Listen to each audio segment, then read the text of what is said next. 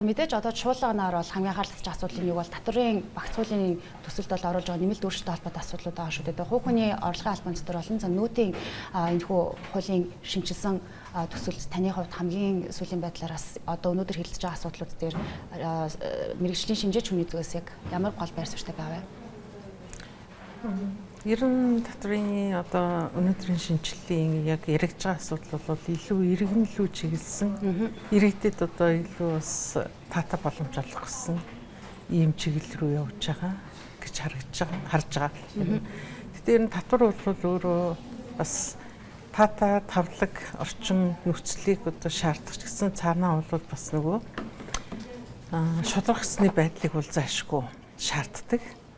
Тэгэхээр татвар энэ талын тэнцвэрийг хангах гэдэг дээр бас илүү цаашдаа бас анхаарч хуулийн төсөл дээр ажиллах хүмүүс маань анхаарна хаа гэж бас найдаж байна. За тэгэхээр 2026 оны төсвийн нөхцөл байдалтаас уялдуулаад татварын зарим өөрчлөлтийг оруулж ирсэнээс анхаарал татж байгаа. Тэгэхээр амжиргааны баталгаажих төвшнөөс доогоор орлоготой өрхүүдийн хувьд бас татварын бодлогоор дэмжих асуудлыг улсын хурлыг хилцүүлэхийн түвшинд бол нэлээд юм хүндэж байгаа нь анзаарэгдэж байна. Тэгэхээр энэ тал дээр та байр суурьтай байна.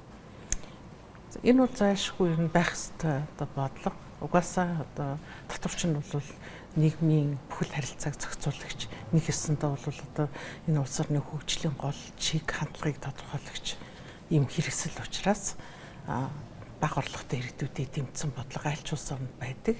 Энэ нь бол хувь хүний орлогын албан татварын хуулийн дээр одоо тэр манайх бол хуучин тодорхой хэмжээний хөнгөлтийг ингээд байгууллагт нь үүрэг болгоцсон байсныг иргэн өөрөө одоо буцаагаад одоо авах байдлаар ингээд бас зохицуулж байгаа. Тэрний бас үнийн дүн ч гэсэн нэлээд бас нөгөө хөдөлмөрийн хөлсний доод хэмжээтэй бас хувилдаж байгаа.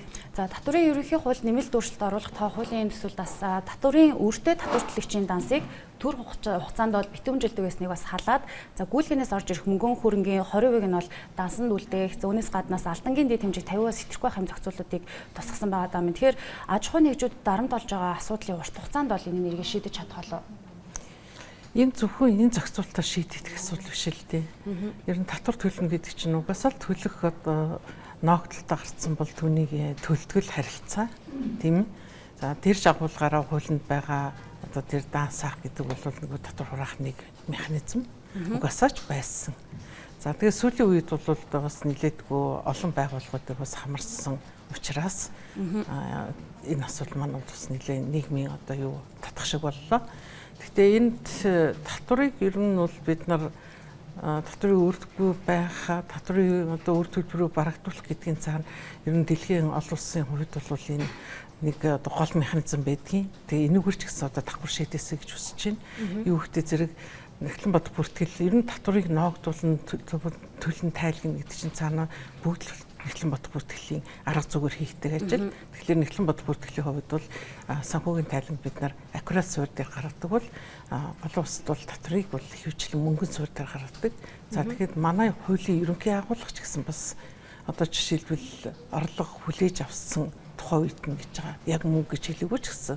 Тэгэхээр энэ агуулгаараа бол мөнгө хүлээгээд авсан үед бид нар татвараа төлчөөд түүнийг Эхлэн бод бүртгэлийн арга зүгээр одоо хойшлуулан бүртгэх замаар зохицуулт хийх юм бол татварын өргөө явах бүрэн боломжтой. Тэгээ энэ боломжтой арга замыг одоо бас цаашд татварлагч нар илүү одоо ашиглаж бас тийм ээ өөртөө илүү эрсдэлгүй байх тэр зөв бүртгэлийг хийгээсэй гэж үзэж байна. За татварын шинжилгээг харахад бас бизнесийг дэмжсэн зохицуултууд нэлээд байгаа ийм дүр зураг ажиглагдаад байгаа. Эдгээр нь бас ямар үр дүн авчрах боломжтой гэж бодож байна. Хэдийн хугацаанд асыг бодитоор зах зээлд мэдрэгдэх бол. Ер нь л одоо тодорхой хэмжээний тоо ярьсан тоон дээр одоо суурилсан ийм шинжилүүд их яригдж байна л да. Жишээлбэл өнөөтийн босцоог тийм ээ. Тэгээд аж ахуй нэгжийн орлогын албан татварын 2.5 тэрбум мэднэр гэдэг.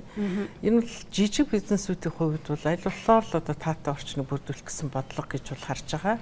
Тэгэхээр энэ одоо бодлого бол мэдээж яг бид нар нөгөө бүртгэл тооцоо тайлан гэдэг юмараа зөв зохицуулт хийгээд тэр зөв удаа агуулгаар ингээд явчихад бол үр дүн бол ирэх нь бол ойлгомжтой. Яагаад гэвэл одоо тийм ээ тодорхой хэмжээгээр одоо 2.5 тэрбумаас дээш орлоготой аж ахуй нэгжүүдийн одоо хувьд бол татварын төлөх хэмжээ араагаар түүнээс доошх нь өөр болоод ирж байгаа учраас энэ бол хөнгөлт өөр үзүүлэх одоо тэр өгөөж нь бол ирэх нь бол заашгүй асуудал. Тэгэхээр он гарсаар бол инфляц болон эдийн засаг талаасаа бол орчны хувьд бол бизнесүүдэд нэлээд юм дарамттай байгаа шүү дээ. Тэгэхээр одоогийн татврын шинжилгээр бол засгийн газрын зүгээс бол илүү богино хугацаанд бол шийдэл болох юм онцлогтой гэдэг ийм байр суурь бол илэрхийлээд байгаа. Ер нь татврын хуулийн хэрэгжилт хэдийн хугацаанд бас одоо шинжилгээ баталчихвал үр дүнгээ өгнө гэж та харж байна. За би нэг зүйлийг бүр хэлье гэж бодлоо л да. Сая одоо энэ татвар хуулийн шинжилгээ чинь 2024 онд тийм ээ.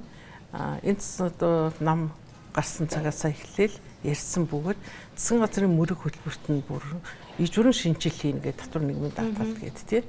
За тэгээ энэс хойш бол одоо бид нар 2 жил гарan ярилцаад хэлэлцээд хуулиудын ерөнхий төсөл гараад тэр нь өргөн баригдаад тэгсэн засаг солигдлоо буцааж татлаа. Одоо ингээд тэр дундаас нөгөө шинжил болохоор зүйлүүд нь бол одоо тодорхой бас орхигдсон. Нийтдээ бол нэг тодорхой тоо баримттай нийгэмд болон одоо иргэдэд ард түмэнд аж ахуйн нийтэд бас тодорхой тийм хэмжээний үзүүлэхээр ийм хурдан хугацааны шийдлүүдийг гаргах гэж зорж байна гэж бол харж байгаа. Тэгэхээр бид нар бас нэг татвар бол ерөөсөө нийгмийн хөгжлийн аясыг дагаад байнга өөрчлөгдөж байхгүй болвол угаасаа нөгөө зохицуулалт нь байнга хоцроод байдаг. Зохицуулалт хоцроод байна гэдэг чинь цаана нийгмийн асуудлууд хөрвүүлэгдээд байдаг. Ийм процесс байгаа нь одоо бид нар бүхэл одоо юунаас бол харагдаж шүү дээ үндсэндээ тийм ээ. Тэгээд одоо бид нар татвар төлөхөөсөө илүү татварыг дарамт гэж харахаас илүү ард түмний болон жижиг бизнесүүдийн нуруунд дээр хийж байгаа хамгийн том дарамт бол инфляц зүй эсвэр.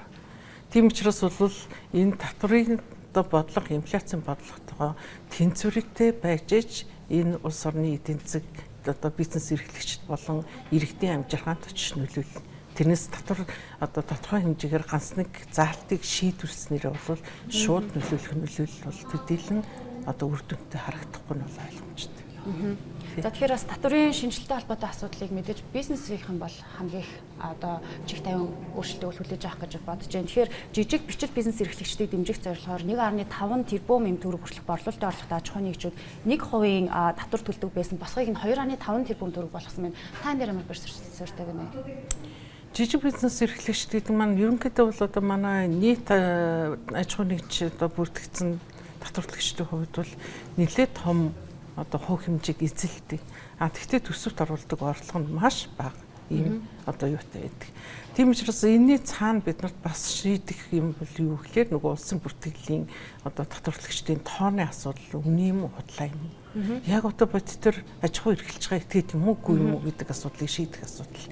За мэдээж яг аж ахуй эрхлээд явж байгаа одоо зүй эсвэр бол бас нэг бизнесээ хөгжүүлчих гээд явж байгаа бизнес эрхлэгчдэд бол 10% татвар биш 1% татвар төлөх гэж байна гэдэг бол маш том одоо тийм ээ ачааллыг бол хөнгөлж байгаа үзүүлэлт мөнөөс мөн эсвэргээрээ энээсээ илүү инфляцийн даваад явчихлаараа нөгөө одоо бодлогын үр нөлөө чинь сармжаал явчихж байгаа үндсэндээ бол.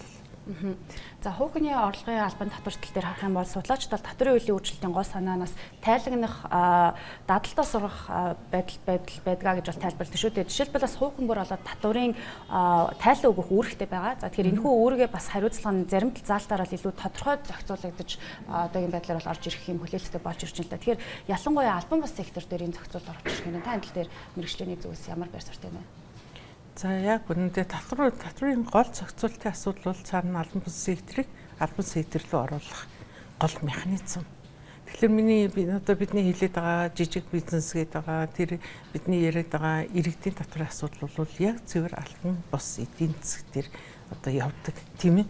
Тэгэхээр энэ бол зүй эсвэр одоо энэ хуулийн зохицуулалтаар бол шийдэгдээд явах асуудал нь нөгөө эдийн засгаа бид нар сэргээх тэгээд дээр нь энэний чинь цаана татварч өөрөө бас нийгмийн маш том үүрэгтэй ийм одоо механизм. Яагаад гэвэл зэрэг хүүхний орлогын албан татвар гэдэг бол угаасаа иргэн бид нар үндсэн хуулийн заасан одоо үндсэн төрийн үүргийн нэг нь хуулиар оногдох албан татвараа төлөх гэж байгаа. Тэгвэл тэр хуулиар оногдож байгаа албан татвараа би төлж шүү гэдгийг илэрхийлж өгдөг тайлгналын систем. Тийм учраас энэ одоо 92 онд батлагдсан хуулийн дээр л иргэн тайлгна гэдэг үг байсан. Байсан боловч өнөөдрийн түвшинд иргэн тайлгнаж байгаа систем нь ямар түвшинд явсан бэ? Зөвхөн хөнгөлж хөлөлт идэлдэг одоо тохиолдолд нэг тайлгнадаг юм шиг тийм.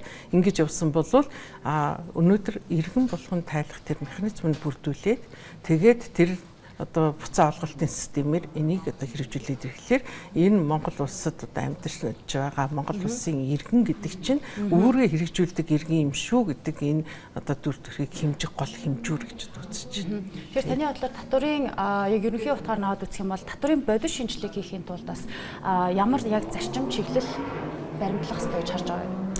Татврын бодис шинжилэл гэдэг бол ер нь бол татврын шударга байх, цаана энгийн бөгөөд таатай байх тийм. За тэгээд татвар дээр бол яригдаг олон зарчмууд байна. За дээр нь татврын бодлогын асуудал байна. Бодлого бол ерөөсөө эцэст бол энэ нийгмийн одоо эрэг сөрөг зүйлийг л тэнцвэржүүлэх ийм л асуудлууд байдаг. Энэ бүгдийг цогцоор нь харж чадсан байж ээж л одоо улс орны хөгжлийг илүү урагшаа ахиулна гэсэн үг.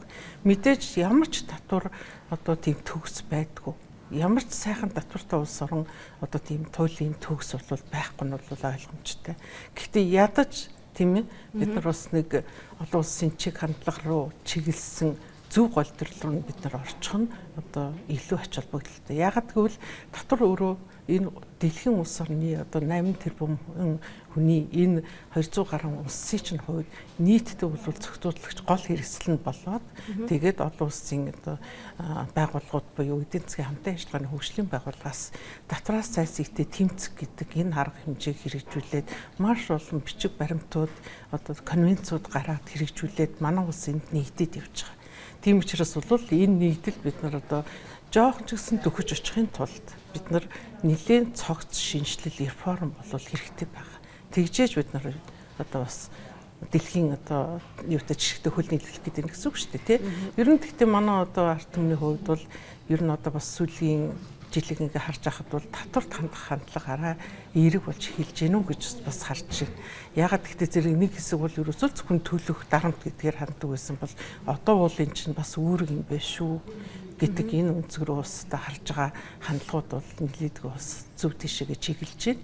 Ингэж ирсэн тохиолдолд бол бид нар бас улс орныхоо хөгжлийг энэ механизмаар илүү урагштай явуулах тийм ээ. Дээр нь бодлого тодорхойлогчд маань энэ рүүгээ нэгдсэн бодлого, нэгдсэн одоо системтэй ийм үйлдэлүүдээр одоо чиглэх энэ цаг үе одоо удахгүй байхаа гэж харж байна.